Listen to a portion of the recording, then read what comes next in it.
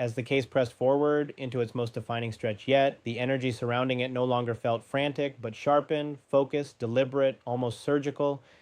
And that shift told its own story, because when investigations mature, noise fades and strategy takes center stage. And inside the coordinated task force meetings, the tone had changed from rapid response to layered evaluation, where every prior action was reviewed not defensively, but constructively.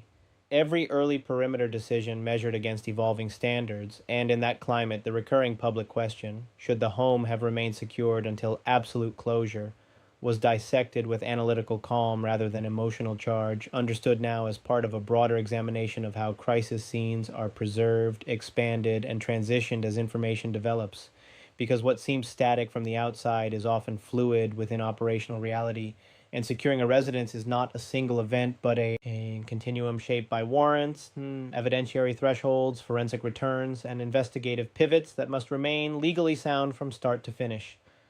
By this stage, the physical property had yielded its measurable data: trace materials cataloged, entry points evaluated, environmental conditions logged, digital systems extracted and reviewed, and the investigative lens widened beyond its walls into concentric circles of relevance, communications history, geographic movement patterns, behavioral anomalies in days preceding the disappearance, and this expansion illustrates a crucial principle in modern investigative work. The origin of a case is rarely the entirety of it, and while the home remains symbolically powerful, the architecture of truth often extends outward into invisible networks of information, meaning that prolonged physical lockdown alone cannot guarantee resolution without synchronized analytical expansion.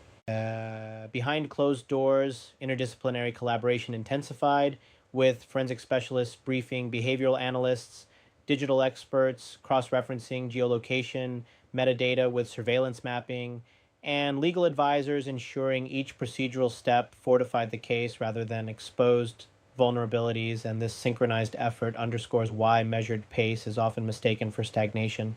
because real progress in complex cases tends to occur incrementally through validation and verification rather than dramatic revelation, and each validated detail narrows the field of uncertainty, even if the public cannot immediately see the narrowing occurring. Meanwhile, community engagement entered a steadier rhythm, less reactive, more resilient, with volunteers continuing organized efforts under structured coordination, signaling that collective resolve had not faded despite the passage of time, and this sustained involvement carries psychological weight, reinforcing to investigators that the case remains alive in public consciousness. Yet it also reinforces the importance of disciplined messaging, because premature conclusions can misdirect collective energy just as easily as they can mislead perception, and maintaining that balance between transparency and operational integrity is one of the most delicate leadership challenges in high-profile investigations. In reflecting on the repeated calls for indefinite scene security, seasoned observers began framing the discussion in broader systemic terms: how agencies determine transition points between active scene control and ongoing evidentiary review, how chain of custody documentation safeguards integrity long after physical access changes, and how procedural adaptability allows investigators to respond dynamically rather than rigidly,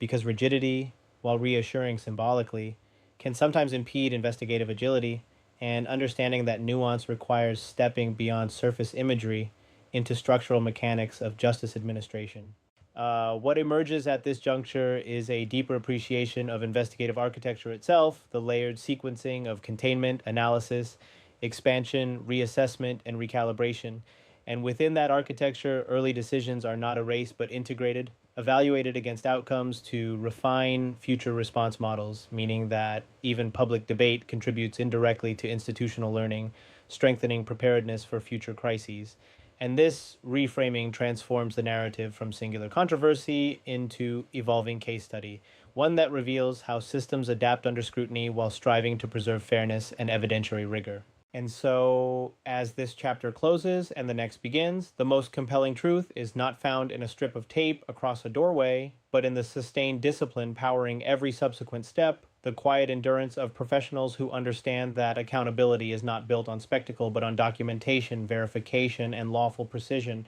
And for those following the story, the invitation remains clear: stay engaged, remain thoughtful, and recognize that while dramatic imagery captures attention, Lasting justice is forged in persistence, patience, and principled process, unfolding steadily beyond the glare of headlines until uncertainty finally yields to documented clarity.